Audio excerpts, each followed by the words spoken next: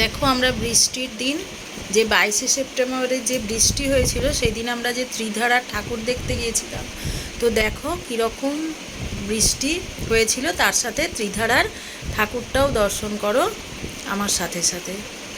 যত যাব সাউথের দিকে তত বৃষ্টি বাড়ছিল এবং আমরা খুব তাড়াতাড়ি ওখান থেকে মানে ডিসিশান নিয়েছিলাম যে আমরা কলকাতা ছেড়ে চলে যাই। তো পরের দিনে শুনেছিলাম যে প্রচণ্ড বৃষ্টি হয়েছিল, তো আমরা ত্রিধারা পৌঁছে গেছি। দেখো কীরকম বড় বড় বৃষ্টির ফোঁটা। তখন রাত 12টার পর তো আমরা গাড়ি থেকে নেমে যখন ঠাকুর দর্শন করতে গেছি এবং গাড়িতে যখন ফিরে এসেছি ততক্ষণের মধ্যে মোটামুটি জল জমতে শুরু করে দিয়েছে। এই দেখো প্যান্ডেলটা, ত্রিধারার প্যান্ডেল এটা। এইরকমভাবে বৃষ্টি হয়েছিল।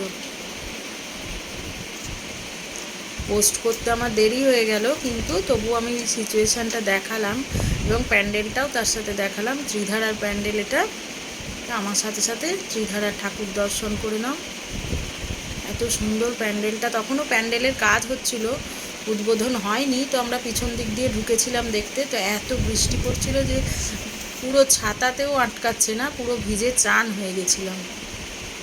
তো তখন আমরা ঠিক করি আর ঠাকুর দেখবো না, আমরা বাড়ি ফিরে আসবো। তো সেকেন্ড হুগলি ব্রিজ দিয়ে আমরা বাড়ি চলে এসেছিলাম, আর থাকিনি রাতে বেশিক্ষণ। এইরকম বড় বড় ফোঁটা, এরকম বৃষ্টি হচ্ছে।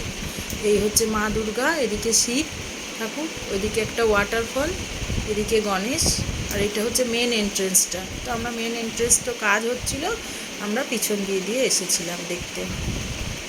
তো দেখো কীরকম পরিস্থিতি।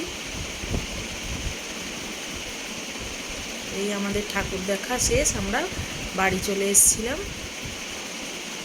ভিডিওটা ভালো লাগলে একটু শেয়ার করে দেবে, একটু লাইক ও সাবস্ক্রাইব করে দেবে।